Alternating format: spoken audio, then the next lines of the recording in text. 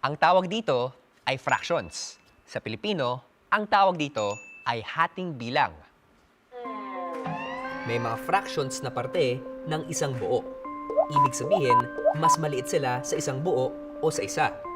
At ang mga fraction na mas maliit sa isa ay tinatawag na proper fractions. Hinati pa kasi natin ang 1 kaya ka nagkaroon ng hating bilang o fraction.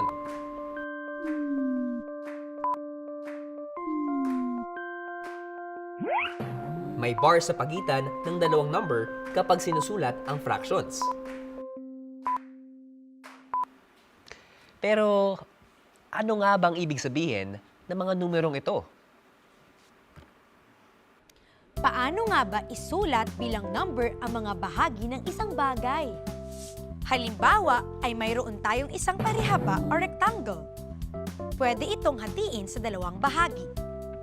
Ang rectangle na ito ay mayroon ng dalawang bahagi. Ito ang number sa ilalim ng bar. Sa fraction, ang bilang sa ilalim ng bar ay ang bilang kung ilang beses hinati ang isang bagay. Kapag gusto nating tukuyin ang isa sa dalawang bahagi, ilalagay natin ang number na tinutukoy natin, 1 sa ibabaw ng bar at ang number 2 sa ilalim. Kung hahatiin naman natin ang parehaba sa 4 at gusto nating tukuyin ang isang bahagi nito, isusulat natin ito bilang isa sa 4 o 1/4.